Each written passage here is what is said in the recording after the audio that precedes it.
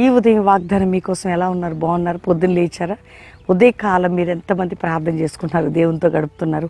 ఎందుకంటే మా జీవితాలు ఏం చేసినా ఎట్లయిపోతుంది అట్లయిపోతుంది కృంగిపోతున్నారా? చూడండి, దేవుడు నమ్మదగిన వాడు. చక్కటి వాక్యం మనకుంది, వాగ్దానాలు ఉన్నాయి. ప్రభు తట్టు చూసినప్పుడు ఆయన తట్టు చూడగా వారికి సిగ్గు అవమానం కలగదు, ఎందుకంటే ఆయన తట్టు చూస్తున్నాం. చూడండి, నిర్గమకాండం 14:31 వచనంలో ఐగుప్తులకు చూసి ఇశ్రాయేలు దేవుని మీద మోషే మీద నమ్మకం ఉంచారట. అంటే దేవుడు నువ్వు ఇంకా నమ్మాలని అద్భుతం చేస్తాను నీ పట్ల, నీ కుటుంబం పట్ల అద్భుతం చేయబోతున్నాడు. నువ్వు నమ్మిక మాత్రం ఉంచు, భయపడకు, కృంగిపోకు, అలసిపోకు, ఓడిపోకు.